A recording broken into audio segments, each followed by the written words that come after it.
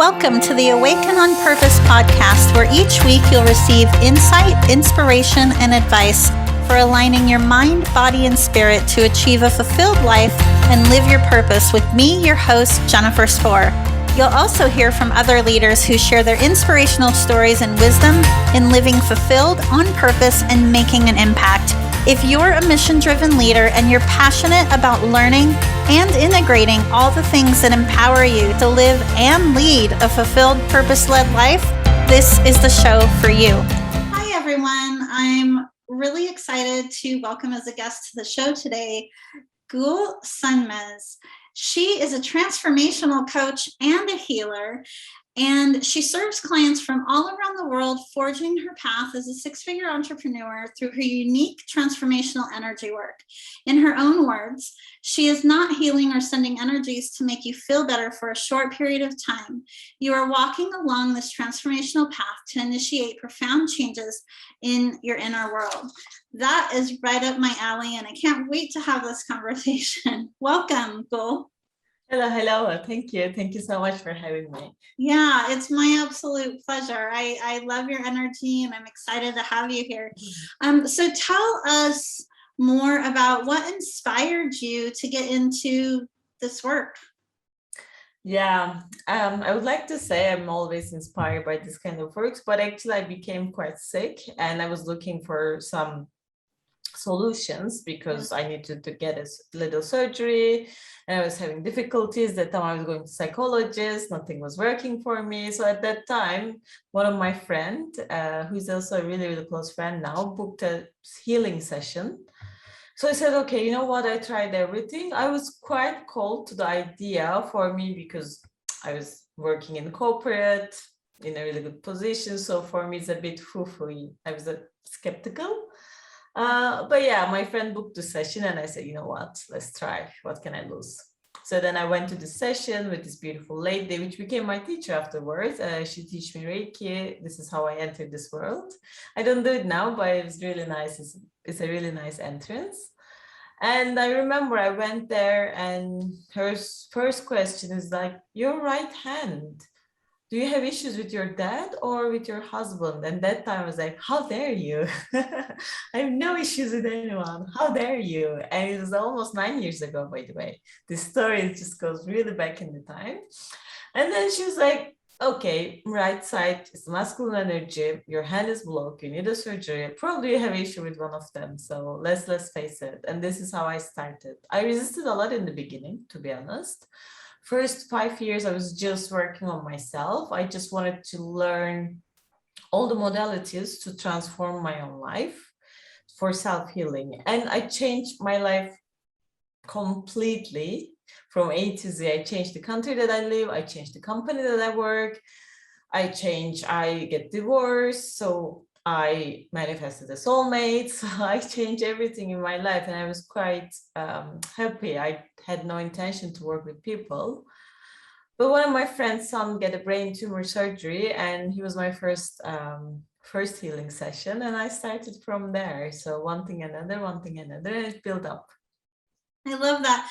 And so this energetic healing work that you do, this is your own signature method of healing, modality of healing?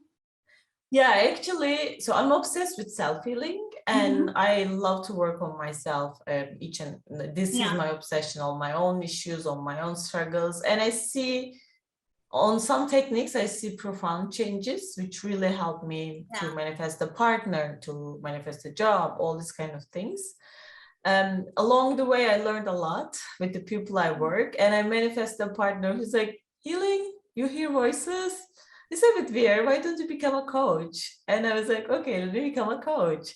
But now I combine all the like shaman kind of work, healing kind of work, angels kind of work, and coaching. So I combine them all. And I'm in love with it. It's changing every day, and the energies are changing. So yeah, everything is changing. Yeah, I love that. The work that we do is so similar. I mean, I also became a Reiki practitioner. This is how you started. Yes, and I'm also a light body practitioner, and I now work in the Akashic Records as well. And so I do as well. Amazing.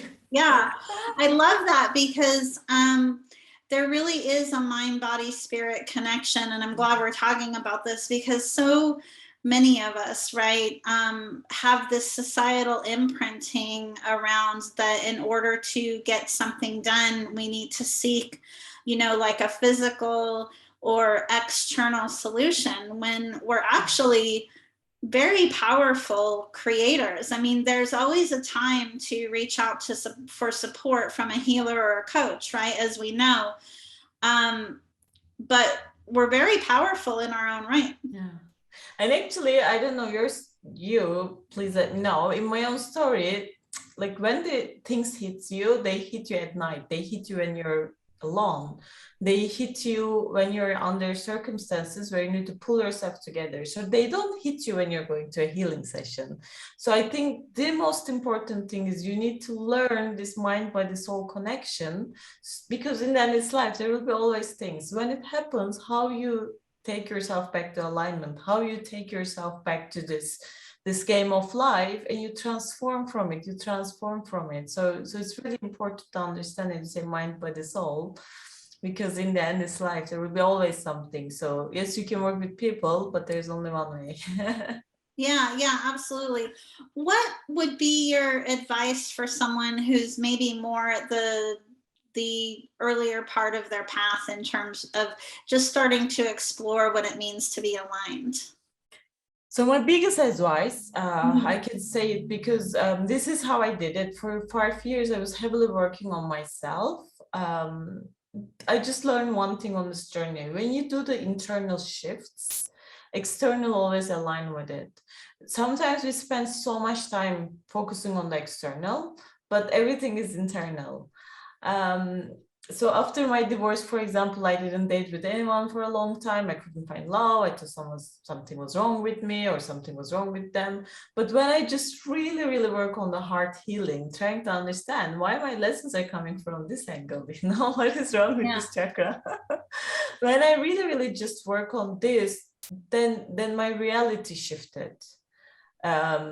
So I was with someone who was against marriage, and suddenly he proposed to me, and all my friends are, oh, what did you do to him? And I was trying to say, it's not about him, never about that person.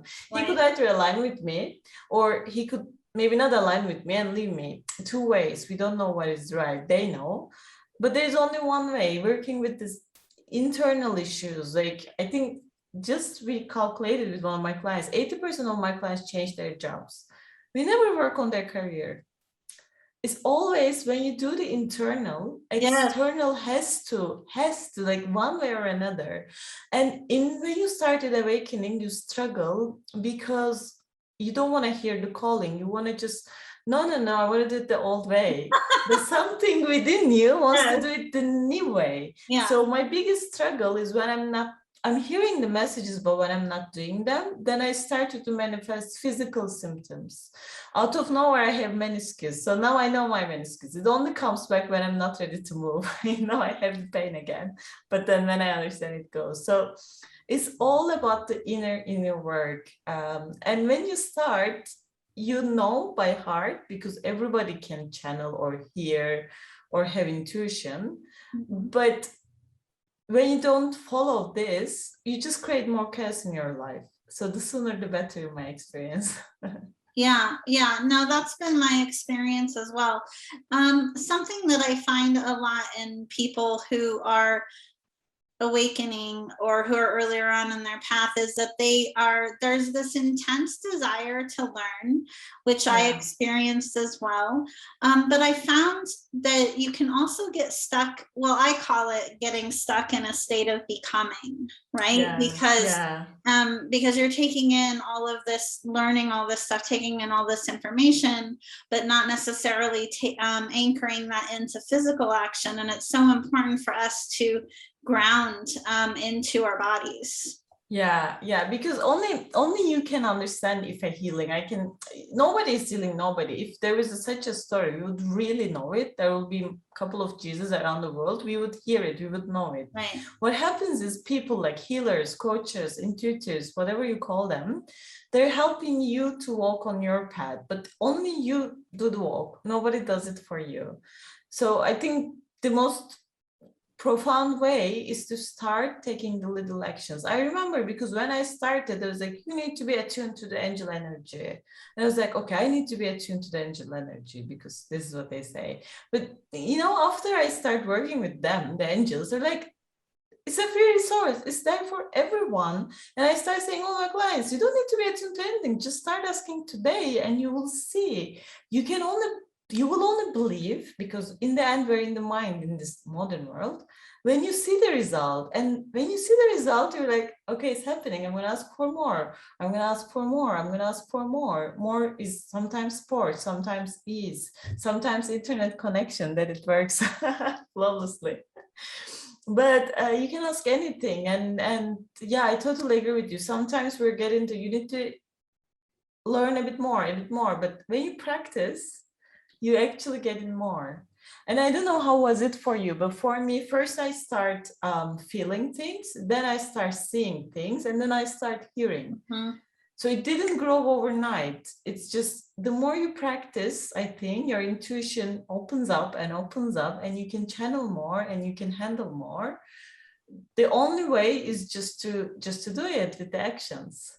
Yeah, I agree. It's a lot like working a muscle. It takes practice and intention. What you said about asking is really, I mean, that's just it. It's asking, and it's for everybody. Everybody has intuition and has those abilities. They're just awake to them to different extents. Yeah, I totally agree. Yeah, awesome. So with everything going on in the world, I mean, it's like just basically an indication and a validation of systems that, you know, no longer are aligned for us, right? And there's a new paradigm of leadership, which in my view is really leading from a place of alignment, right? Not from a place of inauthenticity. What are your thoughts on a new paradigm leadership and leading moving forward? Yeah, I really agree with you, because I know we hear lots of dark news, social media, everywhere. There's so much darkness, but as there's so much darkness, there's so much light. It's amazing to see how many people are talking about these things and working on themselves and trying to change them. And when you try to change yourself, you understand others. So you have more empathy, you have more sympathy, however you call it, you understand that in the end, we're all the same. And I've been working in corporates for 15 years. I just quit. I was in Procter & Gamble and Coca-Cola. Recently, I was at Amazon for almost 4 years, almost 5 actually. And I see a huge transformation last 2 to 3 years, how these kind of topics are also coming to the business life. There are so many workshops about mindfulness, trying to understand your inner CEO, all these kind of things. And I work with many leaders. I know you do as well. Yeah. So people are believing in this kind of things, and this thing is just to listen to your intuition, and those people are leading from that space. Those managers are leading from that space, and it cascades down. So I actually see a very, very positive environment, to be honest, because more people are leading from there. Yeah, maybe it's related to feminine energy, which I'm not sure, because feminine energy likes to lead from a place of trust, from a place of surrender. And as there are more female leaders, intuition is more dominant in the business world. Yeah, absolutely. Yeah, aside from female leadership, I mean, I'm also seeing more often than not now, more of a balance in the masculine as well, in terms of bringing in more of a balance around feminine energy. You know, with emotional intelligence and totally. And it's changing. So my partner is also, my husband's also very skeptical, and we met at the workspace, and when we started, he was like, angels, please don't say these things in business setting, come on, you know where we work.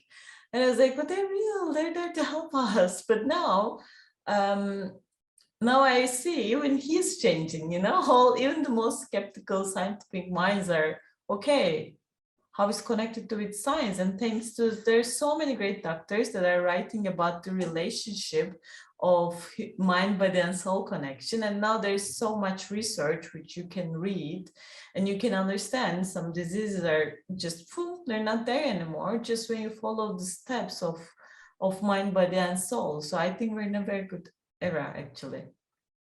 Yeah, I do too.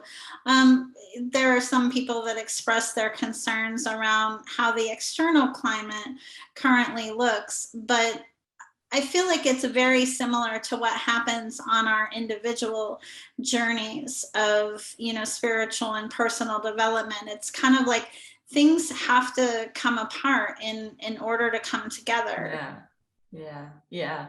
This is I don't have any client that comes to me just, okay, everything is perfect in my life. It's what it shows, of course. This is what I went to healer as well. Everything is perfect in my life, just this disease, my life is amazing, just this little problem. But usually little problem is always an indication of what's happening inside. And as we are more aware of these things, the environment is also, sometimes we need to burn to become. And yeah, sometimes it's burning to become. It's hard to watch, of course, like you care. It's also hard to go through when you are going through the stage. Mm-hmm. But transformation it brings is very, very hopeful. Yeah, I feel like a lot of the difficult part of that journey is because, by default, each one of us has limited perceptions. We're a product of our environment, and we only know what we know. And so when we're experiencing all of these experiences, feelings, sensations, events that are taking place that are foreign to us, I feel like that's a lot of what causes the friction, so to speak. Yeah. And thanks to technology, look, you're in Pacific, I'm in Middle Europe, Luxembourg, so we can get together. It's going to be aired on podcasts and YouTube. So it is also very easy to reach. So there are so many things that was not at the reach of maybe our ancestors or our mothers. Yeah. It was hard, it was expensive, it was quite niche to get these kind of services, but now it's really easy as well. I know. I love that. I mean, technology it's such a blessing that you're in Luxembourg and I'm in Northern Idaho, and we're able to connect and see each other and have this conversation right now. It's just very cool. Tell us a little bit more about one of the topics I read that you speak on is around how our bodies communicate with us when we're struggling. I feel like just by default, so many people tend to be more in their head. So tell us more about that. Yeah, so this is actually why I started this journey, because I had a couple of issues on my spine system, mostly related to bones. So I have back hernia, I have neck, straight neck, I have meniscus. Then I find out that I had thyroid. Then I had the hand issue where I started healing. And I realized that the more I worked on myself, those issues were not in my life anymore. So of course my hernia is always there, but it's not bothering me anymore. I don't feel the pain anymore. But sometimes I wake up and my neck is like, I cannot look. But now I know that I need to look. What is the thing that I don't want to look in my life? What is the thing that I don't want to confront? And when I started working on this, I realized that literally the pain is also, you can release the pain. And my first clients one was skin disease, the pregnancy issues, brain tumor. So they were all physical issues. And the more people work on their internal, the physical issues, they tend to either disappear or give you some space. Even acne, for example, acne comes for a reason.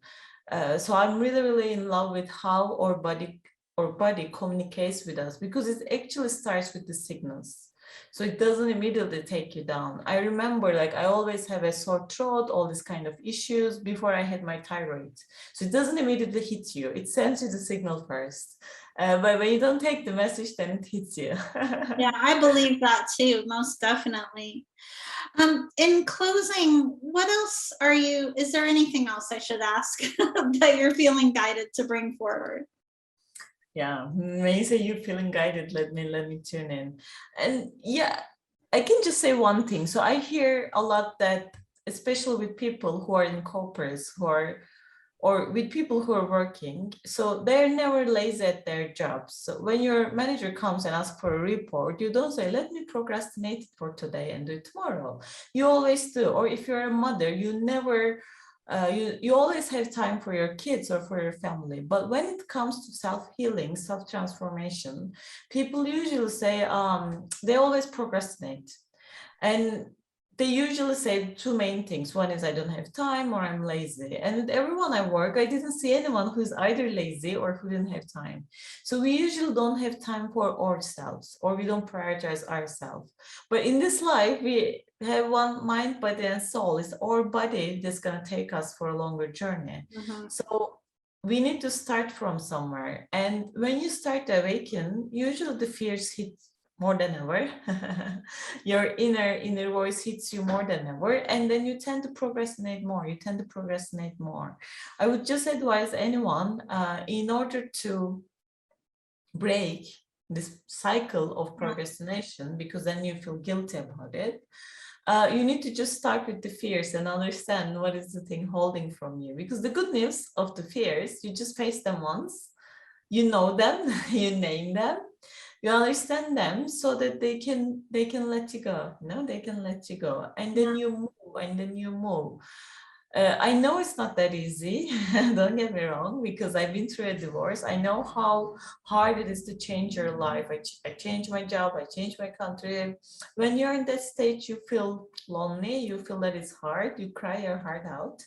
But fears is always, we face them one or two times, and then you're free. So please start from somewhere. Right. Well, and in order to be free, right, it starts with acknowledging where you are. Yeah. I mean, that has to happen in order to move forward. And you're a great example of someone who has made it to the other side. And I have too. But of course, there's never really a destination. There's always a journey. Yeah, there's always a journey. This is another thing. They're always like, you look so happy. And like, yeah, but I have all the other issues as well. Like, I am happy, but I'm still learning. Yeah, because the only difference, I think, you just learn how to get up faster, or how to manage those things. So self-healing is the only way. Yeah, exactly.